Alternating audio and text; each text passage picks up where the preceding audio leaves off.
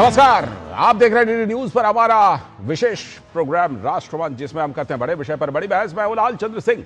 सप्ताह के अंत में हम आपके लिए लेकर आते हैं ये विशेष कार्यक्रम, और आज जो इस कार्यक्रम में हम बड़ी बहस करने वाले हैं वो पश्चिम बंगाल को लेकर है, क्योंकि पश्चिम बंगाल का चुनाव सबसे ज्यादा गहमा गहमी वहां पर है।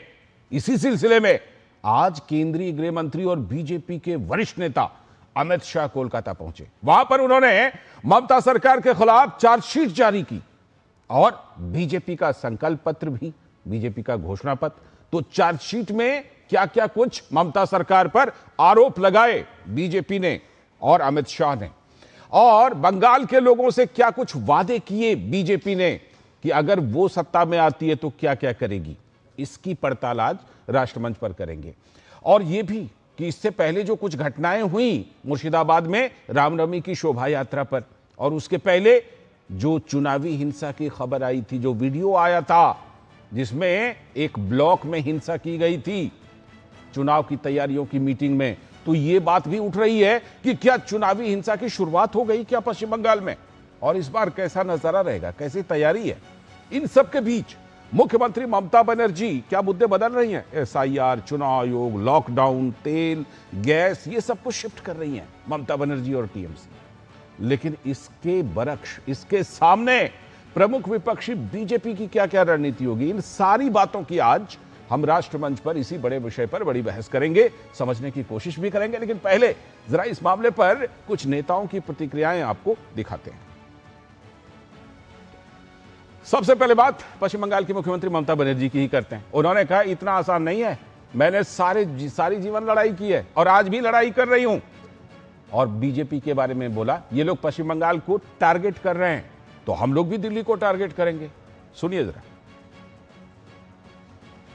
আমি একা যদি নই, আমি যদি এক হই, আমার 100 হচ্ছে মানুষ, আমি 101। অত সস্তা নয়। সারা জীবন লড়াই করেছি, লড়াই করব। তোমাদের সাথে আগেও যেমন মার খেতে খেতে জীবনটা এগিয়ে নিয়ে গেছি, আজও বিজেপি তুমি প্রতিদিন আমাকে ডিস্টার্ব করো, প্রতিদিন বাংলার বিরুদ্ধে চক্রান্ত করো, বাংলাকে টার্গেট করো। জেনে রেখে দিও, বাংলাকে টার্গেট করেছো, দিল্লি টার্গেট করছি আমরা, পারলে সামলে নিও। तो आपने देखा ममता बनर्जी कर रही हैं, हमको टारगेट क्यों कर रहे हैं। तो आज जैसा हमने बताया गृह मंत्री अमित शाह वहां पहुंचे थे।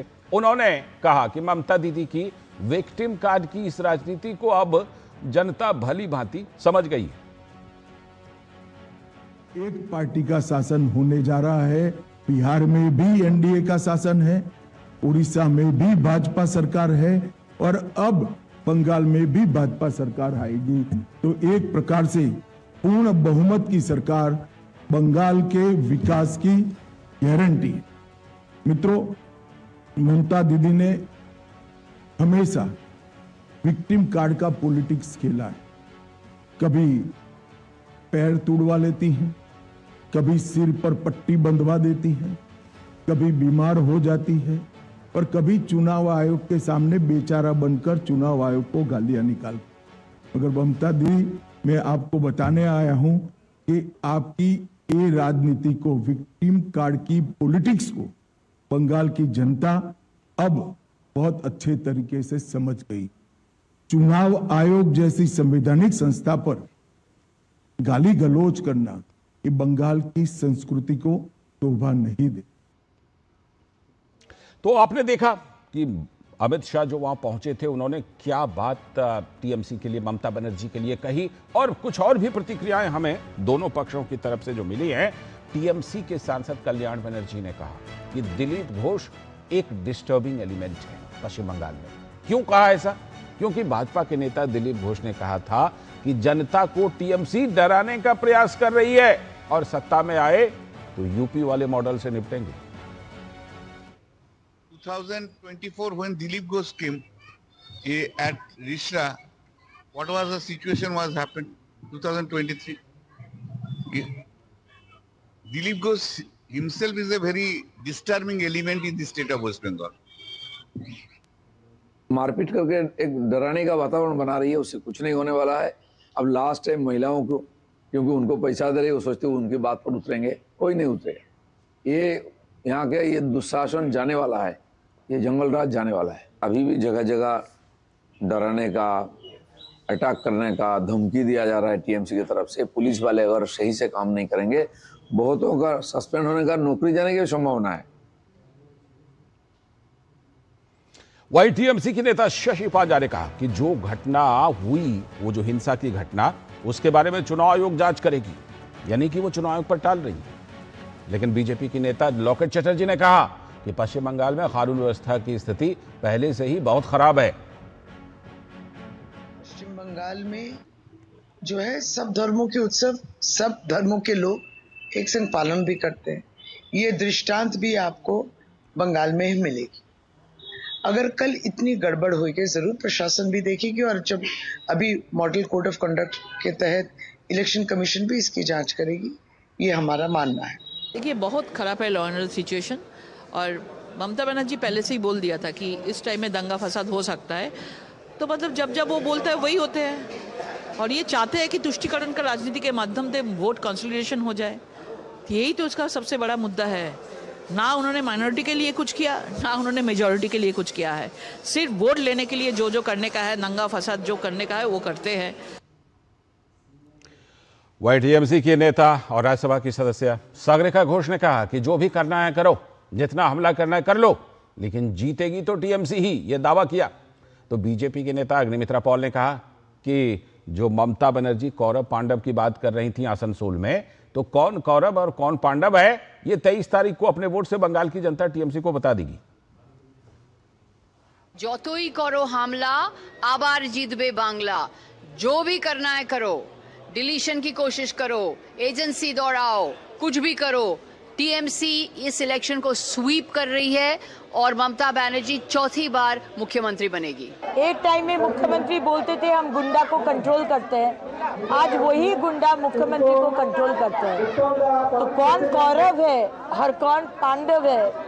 जिस राज्य में महिला का सम्मान नहीं होता, जिस राज्य में बम, गोली, बारूद और खून किया जाता है, जिस राज्य में कोई धर्म नहीं है, कोई सत्य नहीं है, कोई नीति नहीं है, कोई आदर्श नहीं है, उस राज्य में जो राज्य चला रहे वो कौरव है ना पांडव है, ये बंगाल के लोग 23 तारीख वोट बक्स में देगा। उधर पश्चिम बंगाल विधानसभा में नेता प्रतिपक्ष और भवानीपुर और नंदीग्राम से भाजपा के जो उम्मीदवार इस बार हैं, शुभेंदु अधिकारी, उन्होंने कहा हम इस बार 177 से ज्यादा सीटें जीतेंगे। बस टीएमसी ने इस बात को पकड़ ली। टीएमसी की सांसद सायनी घोष ने कहा कि शुभेंदु कैसे कह सकते हैं 177 सीट ही मिल जाएगी। सुनिए। এবারে আমি ভবানীপুরে গেছি, মোদিজি পাঠিয়েছেন আপনারা নন্দীগ্রামের দায়িত্বটা নেবেন, আমি ভবানীপুরের দায়িত্বটা নিলাম। দিচ্ছি বিজেপি 16তে 3, 21-এ 77, 26-এ 177 plus. Mr. Shubhendu Adhikari, that we are going to secure 177 seats. It is to be noted that he is not giving a margin. He is not giving a speculative or a speculatory figure by saying that we'll cross 150 or we'll cross 180 or we'll cross 200. To be more specific, he is saying that we are going to secure 177 seats. How come are you so sure? तो आपने ये सारी बातें सुन ली, इससे आपको एक तरह से अंदाजा लग गया होगा कि टीएमसी और बीजेपी के बीच किस तरह से वहां मुकाबला इस बार होने जा रहा है, और जो वहां पर स्थिति बन रही है पश्चिम बंगाल में चुनावी परिदृश्य, उसी पर आज ये राष्ट्रमंच में बड़ी बहस कर रहे हैं। उसी को लेकर 5 सवाल सबसे पहले आपको बताते हैं कि क्या कुछ हम राष्ट्रमंच में आज चर्चा करने वाले हैं। पहला सवाल, ममता बनर्जी सरकार के खिलाफ बीजेपी की चार्जशीट में क्या क्या है, ये हम आपको बताएंगे। दूसरा सवाल कि पश्चिम बंगाल के लिए बीजेपी ने क्या क्या वादे किए अपने संकल्प पत्र, घोषणा पत्र में। टीएमसी का घोषणा पत्र पहले ही आ चुका है। तीसरा सवाल, क्या पश्चिम बंगाल में चुनावी हिंसा की शुरुआत हो गई, क्योंकि रामनवमी शोभा यात्रा पर जो हिंसा हुई और उसके पहले जो चुनाव तैयारियों की बैठक में कर्मचारी के ऊपर हमला हुआ, यह भी एक बड़ा सवाल है। चौथा सवाल कि मुख्यमंत्री ममता बनर्जी बार बार मुद्दे क्यों बदल रही हैं। पहले SIR, चुनाव आयोग और अब लॉकडाउन को पूरा जोर शोर से लोगों के बीच फैला रही हैं। और पांचवा सवाल, इस बार टीएमसी के खिलाफ बीजेपी की क्या रणनीति होगी, क्योंकि पिछले चुनाव में बीजेपी पिछड़ गई थी, ममता बनर्जी लगातार 15 साल से सत्ता में। इन सारे सवालों की करेंगे पड़ताल आज राष्ट्रमंच में, और इसी के लिए हमारे साथ जुड़ रहे हैं राष्ट्रमंच में आज कुछ विशेष मेहमान भी। आप देख पा रहे हैं हमारे साथ हमारे संवाददाता प्रसेनजीत बख्शी जी जुड़ गए हैं, साथ में हमारे साथ दुष्यंत नागर जी हैं जो राजनीतिक विश्लेषक हैं, लेकिन यहां पर मैं बता दूं विपक्ष के समर्थन में बड़ी मजबूती से बातें रखते हैं। साथ में हमारे साथ बीजेपी के प्रवक्ता भी जुड़ चुके हैं और टीएमसी के प्रवक्ता भी हमारे साथ जुड़ने वाले हैं। बीजेपी के प्रवक्ता हमारे साथ जुड़ गए हैं सौरभ सिकदर जी, बहुत बहुत स्वागत सौरभ सिकदर जी आपका। और टीएमसी के प्रवक्ता एहतशामुल हक ने जुड़ने की बात कही है, वो भी जुड़ेंगे। आगे चलकर कोलकाता से प्रकाश चंदेलिया जी को भी हम इस पूरी चर्चा में जोड़ेंगे, लेकिन पहले प्रसेनजीत के पास। प्रसेनजीत, चार्जशीट आ गई और बीजेपी का घोषणा पत्र भी। वैसे देखिए तो दोनों चीजें जुड़ी हुई हैं, एक तरफ ममता सरकार के खिलाफ आरोप पत्र चार्जशीट, दूसरी तरफ बीजेपी के अपने वादे। हाईलाइट क्या क्या है दादा? देखिए, आज बेसिकली जो चार्जशीट है जो अमित शाह पत्रकार वार्ता में रखे हैं, उसमें बताया गया है कि कई सारे चीजें इन्फिल्ट्रेशन को लेके काफी लंबा चर्चा की है। उसके साथ करप्शन है, इंडस्ट्रियलाइजेशन है, युवाओं की नौकरी है, ये सारे चीजें रखे गए हैं कि जिसमें ममता सरकार पिछले 15 साल में विफल रही।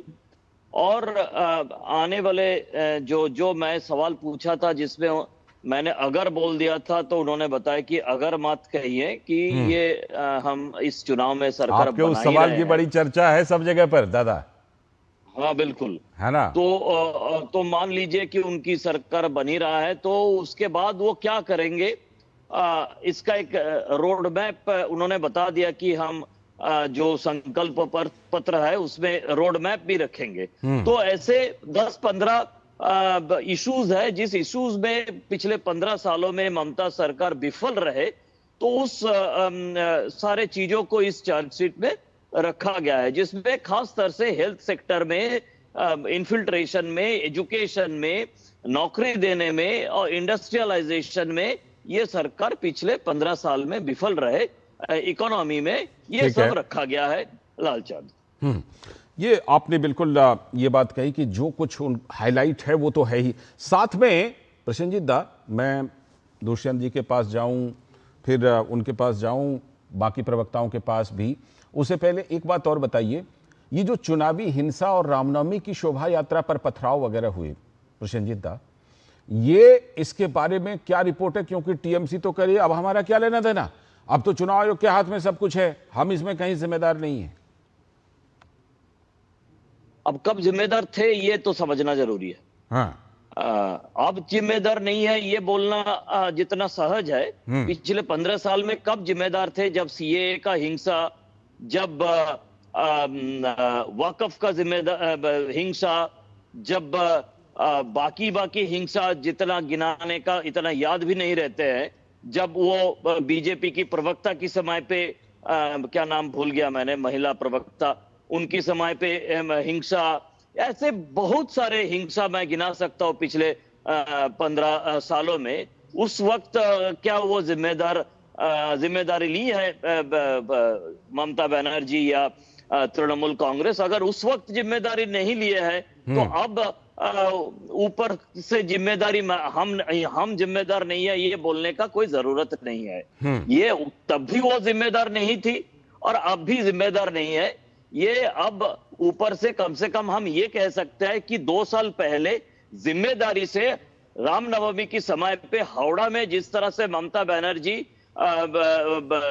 रायट लगाई थी, और उसके बाद 7-8 दिन तक हावड़ा से लेकर हुगली तक हम लोगों को भगा कर जिसका कवरेज करना पड़ा, और उसके बाद सब पत्रकारों का तबीयत खराब हो गया था 42 डिग्री 44 डिग्री में उस स्थिति का कवरेज करते हुए, और हम देखते रहे कि किस तरह से पुलिस एकदम चुपचाप हाथ पे हाथ रख के बैठे हुए थे और रायट चलते रहे, और उसके बाद शमशेरगंज में हरगोविंद दास और उसके बेटे मरते रहे, खून से लथपथ होते रहे, और चुपचाप कोई जिम्मेदारी ममता बनर्जी की पुलिस और ममता बनर्जी नहीं लिया है। तब अगर जिम्मेदारी उन्होंने नहीं ली है तो अब का जिम्मेदारी कम से कम ना ले तो बेहतर है बंगाल के लिए। बिल्कुल। एक चीज और मैं आपसे जरूर समझना चाहूंगा, बाकी लोगों के पास जाने से। मोहम्मद एहतशामुल हक साहब जुड़ गए, बहुत बहुत स्वागत एहतशामुल हक साहब, बहुत बहुत स्वागत इस चर्चा में। एक चीज और प्रसेनजीत दा, SIR, चुनाव आयोग, केंद्र से पैसा नहीं मिलता, ये सारी बातें हुई। अब इन दिनों क्या लॉकडाउन लग जाएगा, गैस नहीं है, ये वाला मुद्दा सबसे नंबर 1 पर आ गया है क्या TMC और मुख्यमंत्री ममता बनर्जी जी के एजेंडे में? कुछ तो चाहिए। मतलब ये ममता बनर्जी को हम लोगों ने, हम पत्रकार लोगों ने ही स्ट्रीट फाइटर बोल बोल के ऐसे सर पे चढ़ा के रखे हैं। तो इसीलिए पिछले 15 साल में इस सरकार ने क्या किया है, ये जितना कम बोल पाए ममता बनर्जी, शायद उनके लिए इतना अच्छा है। तो हर चुनाव में 2011 में उनके सामने वाम मोर्चा सरकार इनके खिलाफ बोलने लायक, ठीक है, वो उस समय पे ये एजेंडा हुआ करता था, जरूर वो करेंगे। 2016 में वो अपोजिशन ढूंढ के निकाली थी, 2021 में उन्होंने अपोजिशन ढूंढ के निकाली थी, अब 2026 में वो अपोजिशन ढूंढ, उनके लिए अपना डेवलपमेंट कोई इशू नहीं हुआ करता है। उनके लिए वो कोई दीवार में माथा ठोकने के लिए, टेकने के लिए नहीं, ठोकने के लिए कोई अपोजिशन ढूंढ के निकालते हैं। अब इस बार वो किसी ना किसी तरह से ईरान को अपोजिशन के हिसाब से या हरमुज को अपोजिशन के हिसाब से निकाल के लेके आई है, और वहां पे माथा ठोकने के लिए चाहे वो किसी अलीपुर द्वार में रैली करे और किसी पुरुलिया में रैली करे, वहां पे उनके लिए अपोजिशन है हरमुज या ईरान या इजराइल या अमेरिका, ये सारे उनका अपोजिशन है। और उस अपोजिशन की दीवार पे माथा ठोकने के लिए उन्होंने अपना जो स्ट्रीट फाइटर की हिसाब से उनको हम सर पे उठा के रखे है, ये काम वो, हम तो स्ट्रीट फाइटर है, अरे अपना जो यहाँ पे वो स्ट्रीट है कि नहीं, वो रास्ता है कि नहीं, पहले वो तो बताए, उसके बाद तो उसके ऊपर वो फाइट करेगी। ठीक। एहतशामुल साहब ये कह रहे हैं कि भाई फाइटर का इमेज है, स्ट्रीट फाइटर का इमेज है, तो कोई ना कोई तो चाहिए जिनसे कि ममता दीदी फाइट कर सकें, TMC फाइट कर सके। तो उसमें कभी SIR आ जाता है, कभी चुनाव आयोग आ जाता है, कभी लॉकडाउन, कभी तेल गैस, कभी वो हॉर्मुज स्ट्रेट तक से जाकर फाइट करने लगती हैं। ये कोशिश एहतशामुल साहब, क्या TMC इन मुद्दों को, हम तो ये मान करके चलते थे कि SIR और चुनाव आयोग वाला वोट पड़ने तक ये मुद्दा रहेगा TMC का, मुझे लगता है रहेगा, लेकिन इस बीच में तेल गैस और लॉकडाउन भी मिल गया क्या? बिल्कुल लालचंद्र जी, नमस्कार। बहुत ही सही बात है। हाँ, जितने हमारे अभी जो आपके पत्रकार जिस हिसाब से बोल रहे थे, हमें लगता है कि हमारी पार्टी जो पिछले 15 साल से पश्चिम बंगाल के 10 करोड़ से ऊपर की जनता को जो सेवा दे रहे हैं, जो योजना दे रहे हैं, जो लाभ समझ लीजिए हमारे राज्य के तमाम वर्ग, तमाम समुदाय, तमाम कम्युनिटी के लोगों के लिए जीवन से लेकर के मृत्यु तक की योजनाएं हमारी नेत्री ममता बनर्जी ने पश्चिम बंगाल के लोगों के लिए किया है। सबसे बड़ा हमारा समझिए कि हर एक माता बहनों को लक्ष्मी भंडार के रूप में पहला हमारा समझिए ये है हमारी नेत्री देती है। तो ये हम समझते हैं कि भारत में किसी भी प्रांत, किसी भी राज्य में इस तरह का समझिए कि लक्ष्मी भंडार के रूप में किसी भी में दिया नहीं गया है। लेकिन हमारा आज पिछले काफी दिनों से हमारी नेत्री ने 1500 रुपया, और जो SC ST OBC जो पिछड़ा है उसके लिए 1700 रुपया प्रोवाइड कर रही है। आज देखिए हर एक फैमिली परिवार के लिए, ये हर एक फैमिली परिवार के लिए लालचंद्र जी 5 लाख का जीवन बीमा, मुफ्त बीमा इलाज के लिए दिया गया, चाहे वो सरकारी हॉस्पिटल में करे, चाहे वो प्राइवेट में करे, वो 5 लाख तक का हर एक फैमिली के लिए होगा। हर एक जो अभी युवा जो माध्यमिक, उच्च माध्यमिक और ग्रेजुएशन करके बैठा हुआ है, उसके लिए योजना हमारे नेत्री ममता बनर्जी ने, जो 40 साल 18 से लेकर के 40 साल तक के युवा है, उसके लिए 1500 रुपया हर एक माह समझिए दिया जा रहा है। अब आप आइए कि जो भी बच्चियां जो शादी के लायक होगी उसको भी गवर्नमेंट ऑफ वेस्ट बंगाल की तरफ से प्रोवाइड किया जाता है। शामिल साहब कहीं ना कहीं देखिए सर मैं ये कह रहा था कि आपकी घोषणा पत्र में ये जितनी भी चीजें हैं वो हम अपने दर्शकों को बता भी चुके हैं, ठीक है, कि क्या क्या चीजें वहां पर प्रॉमिस की गई हैं, ठीक है। मैं जरा ये समझना चाहता हूं प्रसेनजीत दा, टीएमसी के भी घोषणा पत्र को प्रसेनजीत दा आपने देखा हुआ है, ठीक है, और आज बीजेपी का भी देख लिया। अगर इसको तुलनात्मक रूप से देखा जाए तो कहां कौन सा चीज आपको ज्यादा और कम लग रहा है, बताइए। लालचंद, मैं एक बात बताऊं, मतलब कितना दुखित बात है और कितना ये दर्द देता है अपने दिल को। ये ममता बनर्जी की तरफ से बताया जाता है कि जो जंगल में लोग रहते हैं जी, जो आदिवासी लोग हैं, उनके लिए खास तरह से जो चाय बागान की इलाका में रहते हैं उनके लिए पट्टा दिया गया है। प्रधानमंत्री ने दिया था, हाँ। सरकार ने खत्म कर दिया। तो आज हमारी एक पत्रकार ने, माने हमारी दूरदर्शन की एक पत्रकार ने एक फोटो भेजा है, एक पट्टा का फोटो भेजा है जी। मैं यहाँ पे जितने सारे हमारे गेस्ट लोग बैठे हुए हैं उनके लिए बता रहा हूं, ये स्टोरी बन रहा है हमारे लिए। उस पट्टा में लिखा हुआ है कि पिताजी का नाम पश्चिम बंग सरकार। अच्छा, हाँ, मतलब लोगों को, माने वो अनपढ़ और मतलब समझ ही रहे हैं कि गांव के लोग हैं, जंगल में रहने वाले हैं, आदिवासी है। ये पट्टा दे दिया, पट्टा देकर घोषणा कर दिया, उसके बाद एक चुनाव भी हो गया। बेवकूफ बनाने की एक लिमिट होनी चाहिए कि उस पट्टा में लिखा हुआ है पिता का नाम की जगह पश्चिम बंग सरकार। ये है पिछले 15 साल की। ऐसे कितने सारे लोगों ऐसा है क्या? कितनी तरह की, मैं तुलना क्या करूं, कितनी तरह की बेवकूफ बनाया लोगों को। अगर इन्वेस्टिगेटिव जर्नलिज्म हम करना चाहे तो इस सरकार का कितना पोल हम खोल सकते हैं, माने कितना पोल खोल सकते हैं, इसका कोई ठिकाना नहीं है। पिताजी का नाम है पश्चिम बंग सरकार। शामुल साहब बताइए, ये सब, ये तो एक उदाहरण इन्होंने दिया, ये तो सिर्फ एक उदाहरण दिया। लालचंद जी, हमारे प्रसेनजीत दा जो पत्रकार है आपके, पता नहीं हमारी पार्टी से इतनी नाराज, और इस हिसाब से किसी भी फादर का नाम ये पश्चिम बंगाल रह सकता है? Can you possible? ये हो सकता है? इम्पॉसिबल। वो कह रहे हैं कि है। नहीं, इस तरह की ये मनगढ़ंत बात है। हो सकता है उनको फिर डेप्थ में जाना होगा और उनको फिर से समझिए, उस पर रिसर्च करना होगा। उनके पास सबूत है सर उसका। ये इंडिविजुअल देखिए प्रहार है, और इस तरह की बात नहीं है। हमें हमारी सरकार, प्रसेनजीत दा, कितने ऐसे मामले हैं जिसमें पश्चिम बंगाल सरकार लिख दी गया? ऐसे मैं कई 100 दिखा सकता हूँ, कई 100 दिखा सकता हूँ। कह रहे हैं, वो कह रहे हैं कि है, मौजूद है। कई 100 दिखा सकता हूँ सर जी, कई 100 दिखा सकता हूँ। हम शामुल साहब कह रहे हैं कई 100 दिखा सकता हूँ। देखिए लालचंद जी, मैं एक बात पूछना चाहता हूं हमारे प्रसेनजीत दा से, पूछ लीजिए। वो हमारे राज्य सरकार के हाथ के खिलाफ जो बोल रहे हैं, ये केंद्र सरकार, आज जो केंद्र सरकार 2014 से आज जो भारत की परिस्थिति है, आज जो भारत के जो हालात है, आज देखिए गैस के बिना, आज देखिए सिलेंडर के बिना, आज पेट्रोल के पंप में जाकर के लाइन लगी हुई लाखों लाख की संख्या में, हजारों हजार संख्या में, आज 41 देशों से जब क्रूड ऑयल जब लिया जा रहा है, हमारे यहाँ ये परिस्थिति क्यों है? आज देश के लोगों को ठगा जा रहा है। ठीक है, पर क्यों नहीं पसंदीदा का ये होता है? इस पर बात करनी चाहिए। आज 140 करोड़ देश के जनता, तो आप क्या कह रहे हैं? आप क्या कह रहे हैं? ये सब बात करें लेकिन वो बात ना करें प्रसेनजीत दा, ये कह रहे हैं आप क्या? नहीं, मैं ये कह रहा हूं, दोनों कहिए ना कि दोनों बात करें।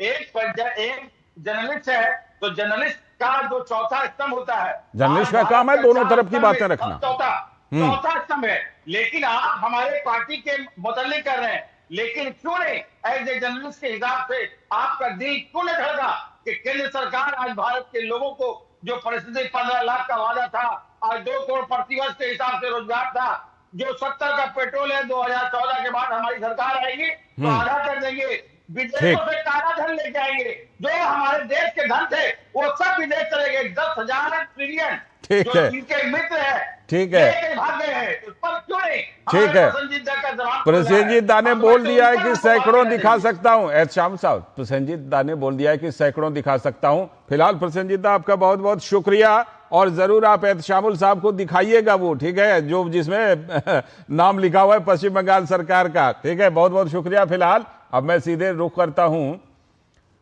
सौरभ सिकदर जी के पास। सौरभ सिकदर जी बताइए, जो आज आपने आरोप पत्र जारी किया है, पूरा डिटेल में उसमें बहुत कुछ बातें गृह मंत्री अमित शाह ने कही, आपका भी अपना वादा है।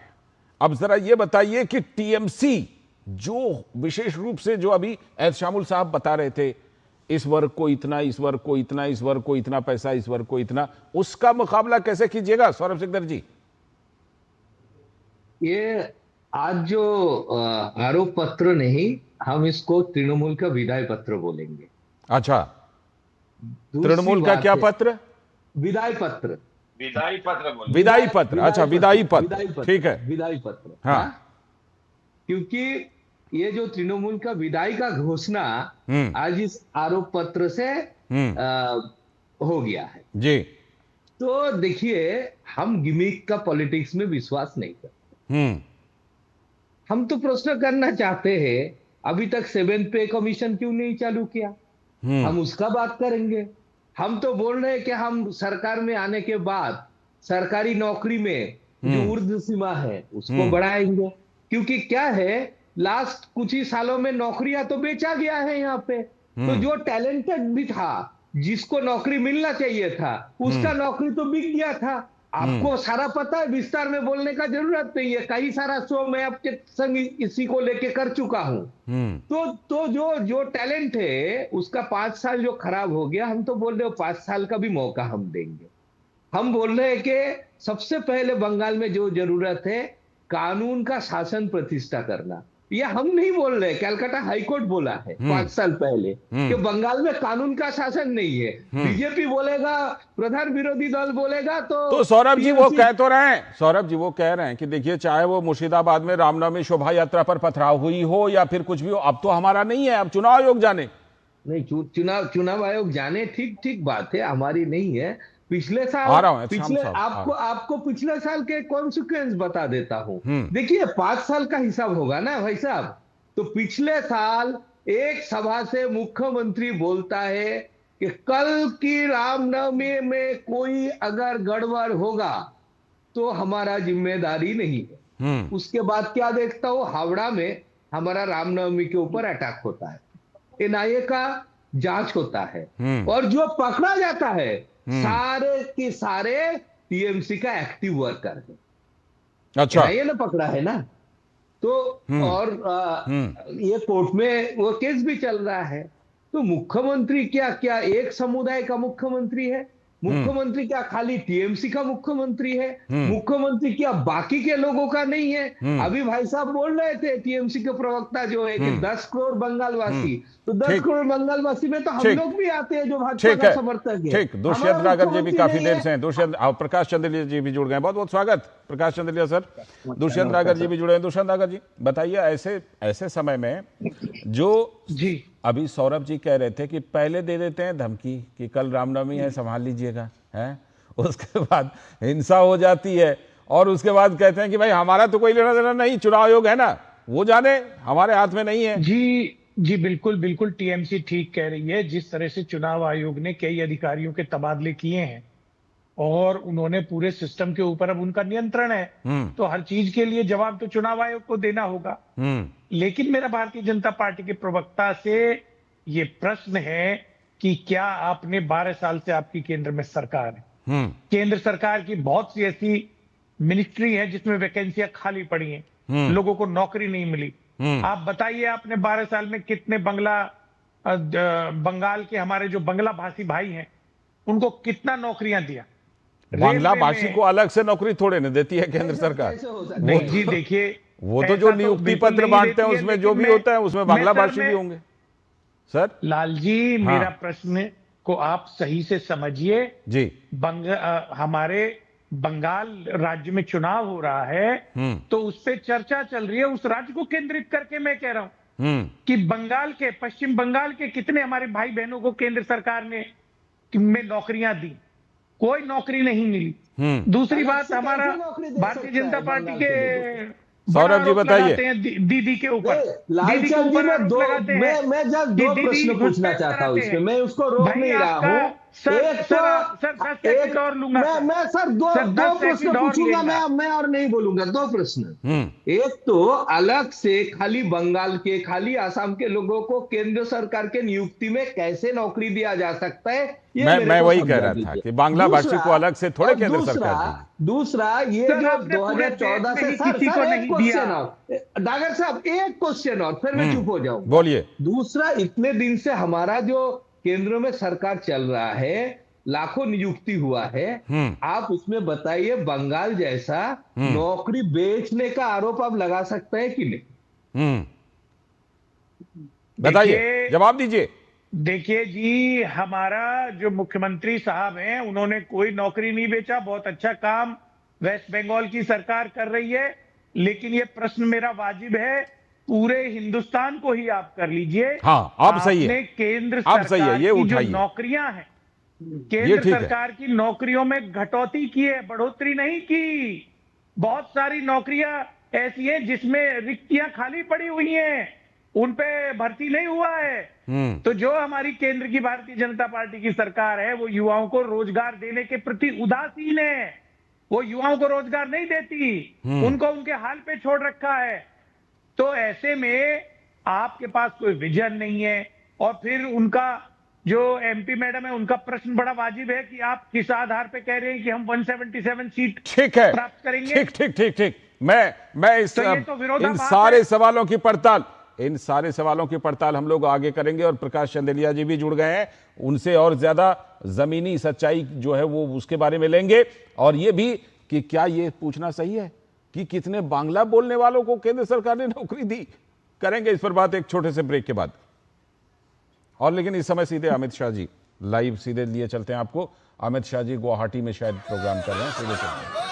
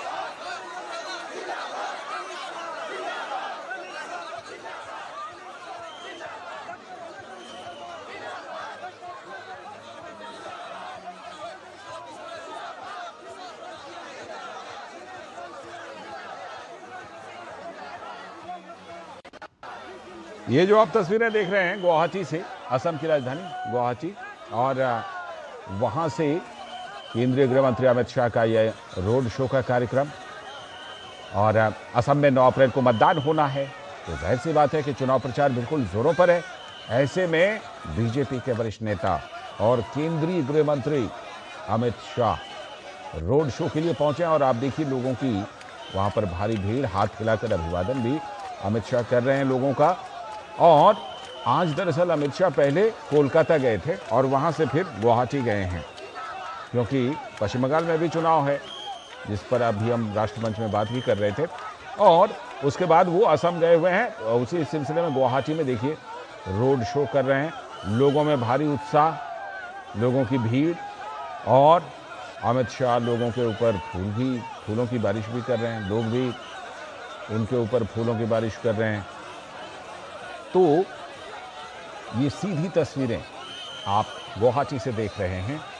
केंद्रीय गृह मंत्री अमित शाह, ये देखिए लोगों की भारी भीड़, दोनों तरफ, सड़क के दोनों तरफ भी लोग हैं। और साथ में जो ये रोड शो है उसमें भी लोगों की भारी भीड़, बीजेपी के झंडों से बिल्कुल पूरी सड़क पटा हुआ।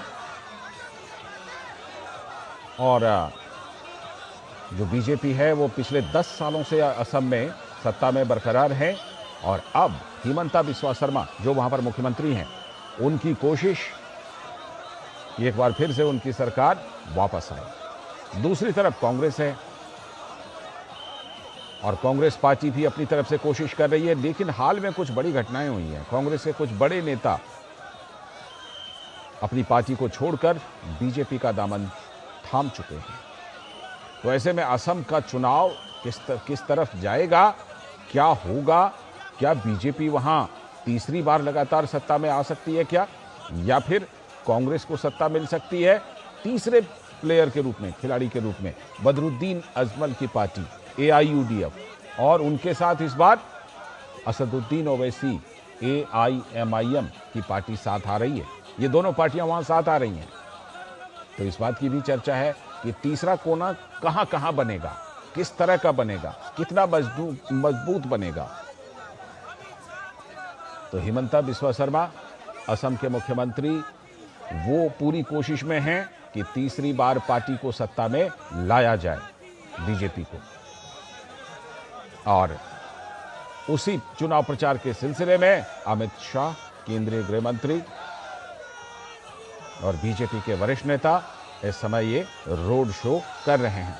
असम में इस बार भी भारतीय जनता पार्टी ने जमीन पर अवैध कब्जे के मुद्दे को एक बड़े मुद्दे के रूप में बताया है। मुख्यमंत्री हिमंता बिस्वा शर्मा कह चुके हैं 5 लाख एकड़ जमीन छुड़ाएंगे। शैलेंद्र मिश्र, हमारे संवाददाता, अश्विनी मिश्र, माफ कीजिएगा, अश्विनी मिश्र हैं, वहीं पर मौजूद हैं दरअसल, इसलिए अश्विनी ग्राउंड रिपोर्ट बढ़िया से बता सकते हैं। अश्विनी बताइए, अमित शाह जी का ये देख रहे हैं हम रोड शो, बिल्कुल सीधा प्रसारण, ये बताइए कि क्या क्या प्रोग्राम है, और भीड़ तो काफी ज्यादा दिखाई पड़ रही है गुवाहाटी की इन सड़कों पर। निश्चित तौर से लालचंद नगर देखिए जबरदस्त भीड़ उमड़ी है गुवाहाटी की सड़कों पर, और इस समय केंद्रीय गृह एवं सहकारिता मंत्री गुवाहाटी सेंट्रल की जो विधानसभा है उस विधानसभा क्षेत्र में रोड शो कर रहे हैं। जबरदस्त जनसैलाब उमड़ा हुआ है, और साथ में अगर देखें तो मुख्यमंत्री हिमंता बिस्वा शर्मा से गुवाहाटी सेंट्रल से प्रत्याशी और अन्य जो सटे हुए विधानसभा क्षेत्र है उनसे प्रत्याशी, वो लोग भी उनके साथ हैं। निश्चित तौर से अगर देखें तो ये उमड़ा हुआ जनसैलाब बताता है कि किस तरीके का जबरदस्त जनसमर्थन है भाजपा को। और उसके अलावा गुवाहाटी सेंट्रल दिसपुर की सीट, अगर गुवाहाटी म्युनिसिपल कॉर्पोरेशन की बात करें यहाँ की, तो यहाँ पर शहर में 4 सीटें हैं। जलूकबाड़ी से खुद जो है हिमंता बिस्वा शर्मा जो है प्रत्याशी के रूप में है, दिसपुर से प्रद्युत बागड़ोई प्रत्याशी है, गुवाहाटी सेंट्रल से इस समय रोड शो चल ही रहा है। इन सारी सीटों पर नहीं, समूचे असम में इस रोड शो का प्रभाव देखा जा सकता है। अलग अलग रैलियां भी होनी है। केंद्रीय गृह एवं सहकारिता मंत्री अमित शाह का कल सोनीतपुर में रैली है, नलबाड़ी में रैली है, आज यहाँ पर रात्रि प्रवास भी है। तो जो असम की वर्तमान राजनीतिक स्थिति है उसको देखते हुए और यहाँ उमड़ा हुआ जनसैलाब देखते हुए स्पष्ट तरीके से दिखता है कि किस तरीके का जनसमर्थन, जबरदस्त जनसमर्थन यहाँ पर भाजपा का, और भाजपा के प्रत्याशियों में, भाजपा के कार्यकर्ताओं में, भाजपा के कैडर में ये जबरदस्त उत्साह भी संचार करेगा। चुनाव जब धीरे धीरे स्वभाव पे आ जाएगा, क्योंकि अब चुनाव में मतदान की तारीख काफी नजदीक जैसे जैसे आ रही है, तो आज का ये रोड शो एक मोमेंटम सेट करेगा समूचे असम में, गुवाहाटी में और आसपास के सभी विधानसभा क्षेत्रों में, और चुनाव प्रचार दिनों दिन और धार पकड़ेगा। लालचंद जी, अश्विनी, आगे भी आपसे असम चुनाव के बारे में हम जानकारी लेते रहेंगे क्योंकि आप ग्राउंड पर हैं। फिलहाल आपका बहुत बहुत शुक्रिया, आपसे बाद में जुड़ेंगे और ज्यादा जानकारी लेंगे। फिलहाल वक्त है राष्ट्रमंच में एक ब्रेक का, और ब्रेक के बाद जब लौटेंगे तब बात करेंगे कि पश्चिम बंगाल में इस बार चुनाव में क्या कुछ हो रहा है, बीजेपी के चार्जशीट में क्या क्या है, और बाकी मुद्दों पर भी ब्रेक के बाद।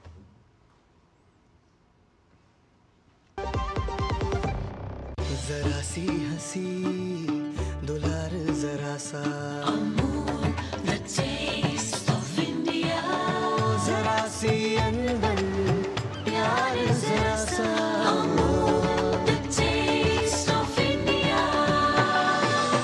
यही तो अमूल है स्वाद इंडिया का, यही तो अमूल है टेस्ट ऑफ इंडिया।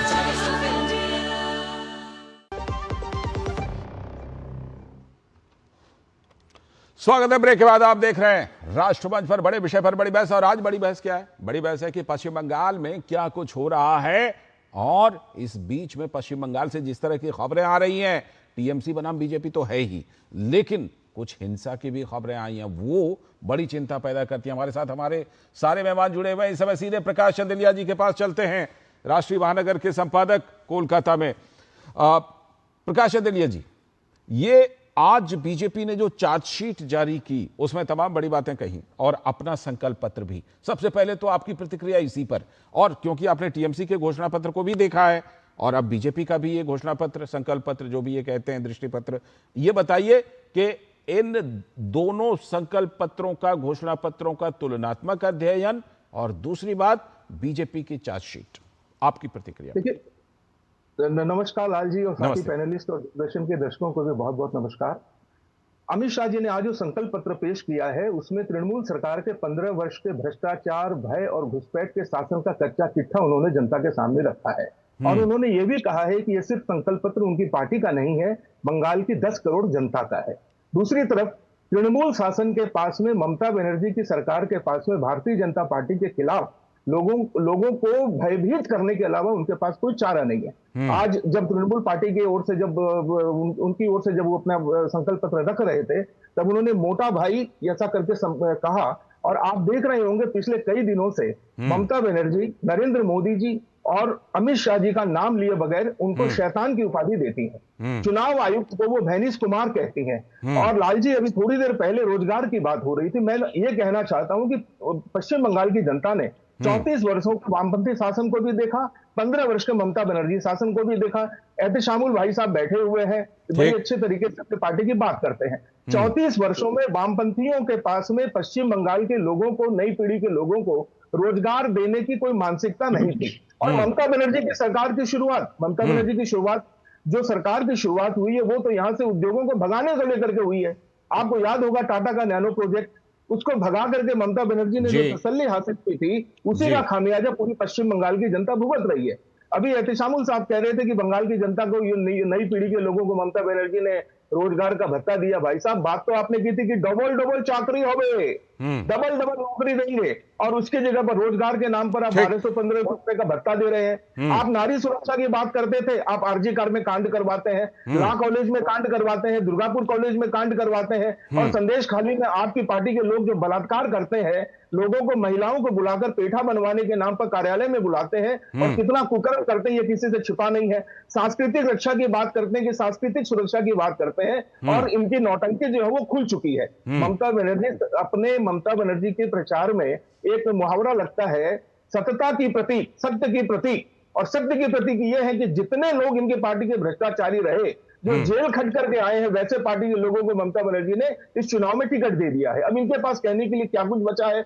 एसआईआर की जब बात आई तब लोगों को भ्रम फैलाने का काम किया कि मेरी लाश के ऊपर से एसआईआर होगा। एसआईआर हो गया, बाकी 11 राज्यों में कहीं कुछ घटना नहीं हुई, और बंगाल में अराजकता का कोई ऐसा अध्याय नहीं रहा जो ममता बनर्जी ने नहीं अपनाया। अब चारों तरफ से, एक तरफ से भय का माहौल है, और जहां तक बात अगर राष्ट्रीय सुरक्षा की बात करें तो उससे जितना खिलवाड़ पश्चिम बंगाल की सरकार ने किया है उतना देश में शायद कहीं नहीं हुआ होगा। 600 किलोमीटर जमीन की बात है, बांग्लादेश सरहद, और वहीं से घुसपैठ होती है। और आज इस पर बीजेपी की तरफ से कुछ कहा गया है कि फेंसिंग के लिए जो जमीन है उसको तुरंत हम देंगे अगर हम सत्ता में। बिल्कुल अमित शाह जी ने स्पष्ट रूप से कहा है कि हमारी सरकार बन जाएगी तो मात्र 45 दिनों के अंदर में बाड़बंदी का काम शुरू होगा। 45 दिनों के अंदर में जो तृणमूल की सरकार 15 वर्षों तक केंद्र सरकार को जमीन नहीं दे पाई, वो अमित शाह जी ने वादा किया कि हम 45 दिनों के अंदर में ये करेंगे। और लाल जी, ये राष्ट्रीय सुरक्षा का मामला है, ये राजनीति करने का विषय नहीं है। ठीक पहले श्याम साहब जाती है। देखिए, इसमें मैं जोड़ना चाहूंगा। हाँ, बिल्कुल आ रहा दुष्यंत। देखिए लालचंद्र जी, हमारे मित्र प्रकाश चंदालिया जी अपनी बात को रख रहे थे बहुत ही मतलब मुस्तैदी से, हमारी पार्टी के बिल्कुल अगेंस्ट में और भारतीय जनता पार्टी के पक्ष में। आप एक समझ लीजिए कि जिस हिसाब से आप पत्रकारिता करते हैं तो कहीं सर, आप हमेशा पत्रकारिता का ज्ञान देते हैं, जरा हकीकत भी अपना लीजिए, जरा सच्ची बात भी कर लीजिए। मैंने कुछ गलत कहा है तो बता दीजिए। पार्टी के तरफ से सौरभ सिकदर जी बैठे हुए हैं ना, सौरभ सिकदर जी जवाब देंगे ना आपको। मैं दूसरे हिसाब से बात कर रहा हूँ, जिस हिसाब से आज उन्होंने कहा कि हमारी सरकार बन जाने के बाद में 45 दिन के अंदर में हम समझ लीजिए फेंसिंग का काम करेंगे। देखिए, हमारे होम मिनिस्टर, आदरणीय होम मिनिस्टर अमित शाह जी वो सपना देख रहे, पश्चिम बंगाल की जनता देखिए किसी भी कीमत पर। कल की घटना आपको मालूम है, रामनवमी का इतना बड़ा त्योहार मुर्शिदाबाद के रघुनाथगंज में मुसलमानों का दुकानों को चुन चुन के जलाया गया है। आज कल की इतनी दुर्भाग्यपूर्ण घटना है। अभी देखिए कि ये परिस्थिति है आपके पास में, समझिए चुनाव आयोग के हाथ में पूरा ये मामला है। जितना भी प्रशासन है, जितने भी समझिए कि उच्च स्तरीय है, तो आपने इस तरह का तांडव मचा रहे क्यों? डर कर तो शामुल साहब, सवाल तो यही है, सवाल तो यही है कि क्यों हर साल रामनवमी की शोभा यात्रा पर ऐसा हो जाता है? क्यों हो जाता है? बाकी त्योहार, बाकी धर्म संप्रदाय के भी त्योहार होते हैं, नहीं होता, लेकिन ये दुर्गा पूजा, रामनवमी, इसी पर क्यों हो जाता है? बताइए, यही तो चिंता की बात है। हमारे अमित शाह जी ने कहा, आज हमारे अमित शाह जी ने कहा कि भय को चुनना है कि भरोसे को चुनना है। मैं एक बात पूछना चाहता हूं, इतनी बड़ी नेशनल टीवी चैनल पे हमारे आदरणीय होम मिनिस्टर अमित शाह जी से कि भरोसा का बात की है, भरोसा पूरा देश, इसी भरोसा के तहत मैं आपको तीसरी बार केंद्र में बैठाई है, लेकिन क्या कोई भी आपका भरोसा आपका जनता के पक्ष में आया? आपका कोई भी वादा उसका पूरा हुआ? आप किस बात से बंगाल की जनता आपके पास शाम साहब, याद कीजिए साल 2011 को टीएमसी क्या बोल करके आई थी, और सीपीएम उससे पहले सीपीएम के ऊपर हिंसा का कैसा आरोप लगाती थी, है? और तब यही बात पश्चिम बंगाल की जनता आपसे कहेगी। देखिए, बिल्कुल जनता यहाँ जनार्दन है पूरे देश में, और जनता द्वारा चुना गया हुआ हम लोग यहाँ पे। आज हमारी नेत्री ममता बनर्जी 213 सीट 221 पे 2021 सौरभ सिंह दर्जी, एक सेकंड, मैं 30 सेकंड आप ले रहा हूँ, ले लीजिए जल्दी से। चौथी बार फुल मेजोरिटी के साथ हम लोग सरकार बनाने जा रहे हैं, और ममता चलिए, अच्छी बात है, 4 मई को पता चलेगा ना। ठीक है, 4 मई को। मैं सौरभ जी के पास जाऊं, लेकिन बीच में दुष्यंत जी भी कुछ बोलना चाह रहे थे, पहले दुष्यंत जी ही बोल लेंगे, उसके बाद। देखिए, मैं ये कहना चाह रहा हूं, इन्फिल्ट्रेशन के नाम पे जिस तरह से भारतीय जनता पार्टी राजनीति कर रही है, और राज्य सरकार के ऊपर ये आरोप लगा रहे कि वो भूमि नहीं दे रहे। अरे भाई, केंद्र सरकार के पास में अधिकार है, वो डायरेक्ट भूमि का अर्जन कर सकती है, उनको राज्य सरकार की अनुमति की जरूरत नहीं है। ये तो उसी समय फेडरलिज्म का हवाला देने लगिएगा सर। वोटों का मुद्दा बनाने के लिए, सिर्फ राज्य सरकार पे आरोप लगाने के लिए सौरभ जी का जवाब डालते हैं। सौरभ जी, अदरवाइज केंद्र सरकार के पास अधिकार है। स्पष्ट है कि ममता बनर्जी और इसका सरकार को बहाना चाहिए था कि जैसे ही केंद्रीय सरकार इसको जबरदस्ती अधिग्रहण करने जाता, तो उसको जो आपने बोला, उसको फेडरलिज्म का उसको बहाना देके, और लॉ एंड ऑर्डर तो इनके हाथ में है। यानी सौरभ जी, आपने इस बार पूरी सावधानी बरती है कि कुछ ऐसा ना करे कि विक्टिम कार्ड खेल ले ममता बनर्जी है। उसमें जान तो जाएगा आपके मेरे जैसे साधारण आदमियों का ना।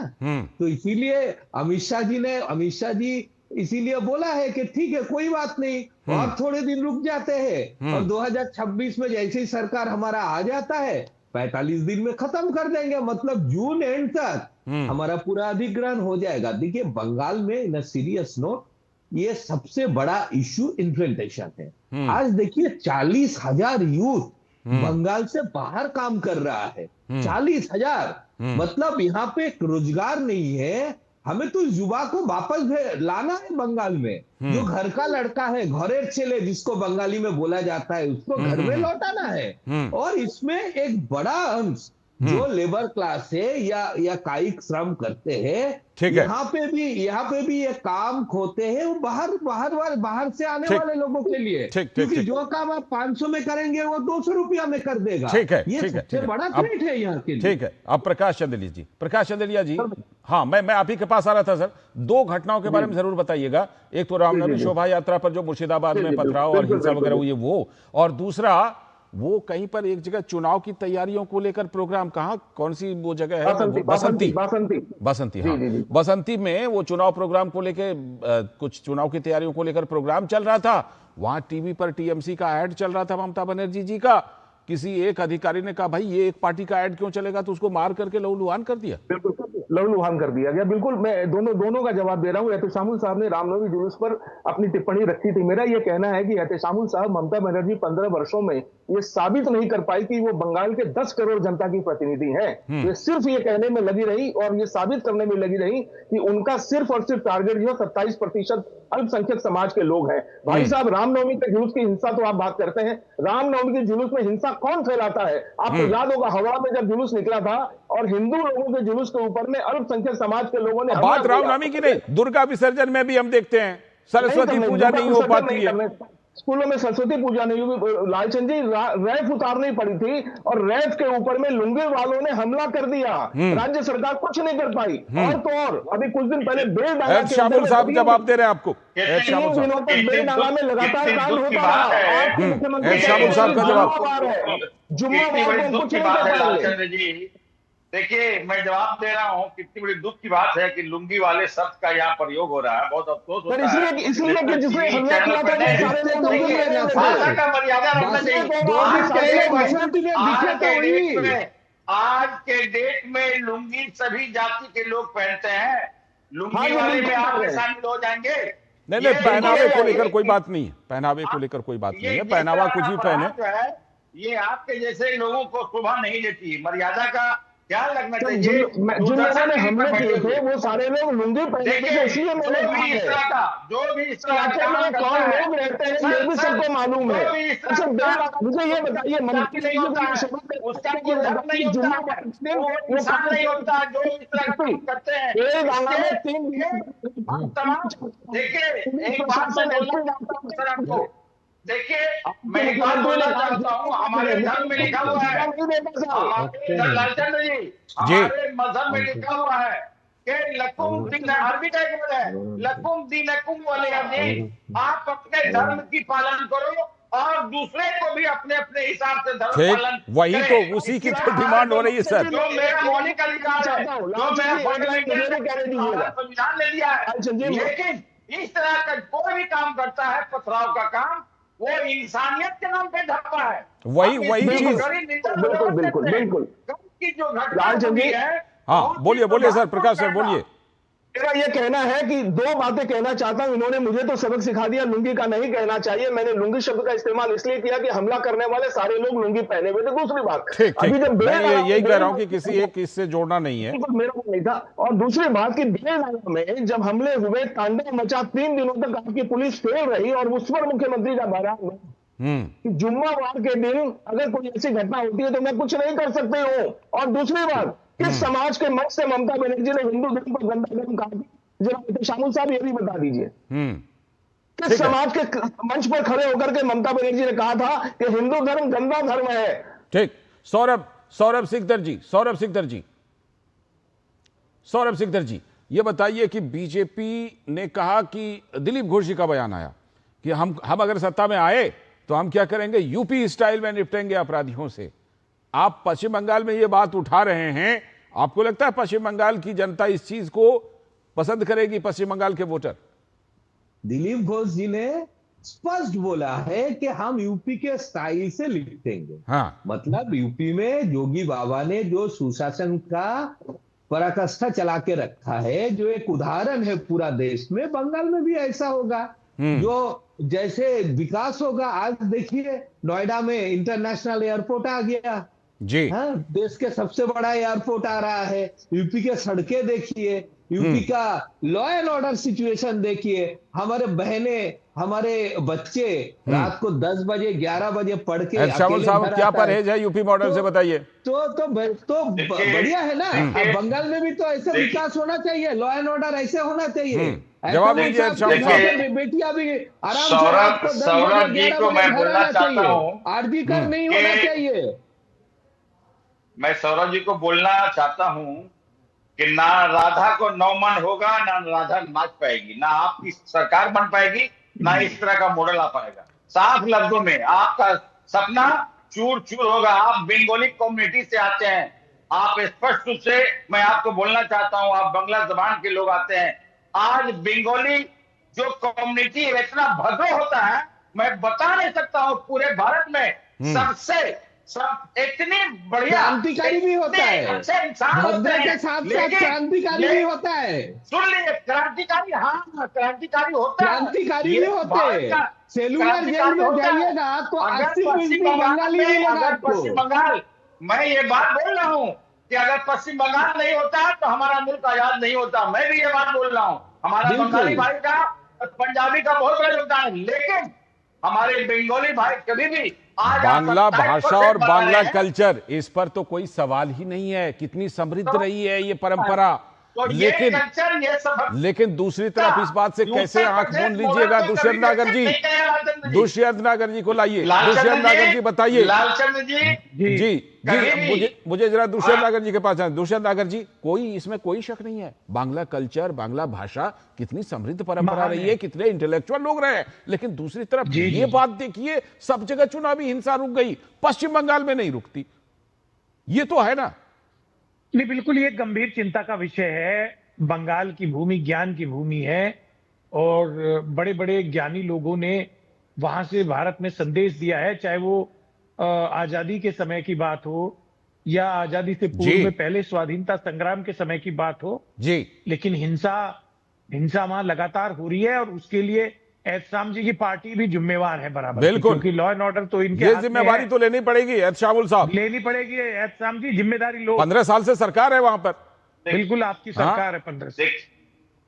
देखिए, इस तरह की कोई भी घटना अगर घटती है तो हमारे समझिए कि सरकार पूरा मुस्तैद से खड़ा है। इस तरह के लोगों को हम लोग कभी भी एक्सेप्ट नहीं करते। इसी उम्मीद के साथ आज राष्ट्रमंच समाप्त करूं, इसी उम्मीद के साथ राष्ट्रमंच समाप्त कर रहा हूं कि इस बार पश्चिम बंगाल में लोगों को एकदम फ्री एंड फेयर, कोई डर ना रहे, लोग जाएं, पूरा वोट जिनको डालना डालें, जो जीते जीते, कोई दिक्कत नहीं, जिस पार्टी को वोट मिले वो जीते, लेकिन लोग और लोकतंत्र वहां पर जीते, इस चीज को सभी लोग सुनिश्चित कीजिए। फिलहाल बहुत बहुत शुक्रिया, समय की कमी है। दुष्यंत जी, सौरभ जी, साथ में प्रकाश जी और एहतशामुल साहब, बहुत बहुत शुक्रिया राष्ट्रमंच पर जुड़ने के लिए इस बड़ी बहस में।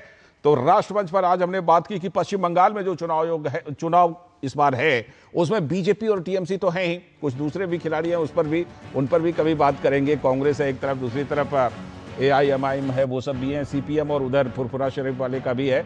हम लोग इस पहलू पर आगे किसी और अंक में बात करेंगे। फिलहाल आज के राष्ट्रमंच में इतना ही। पूरी टीम को दीजिए अनुमति, नमस्कार।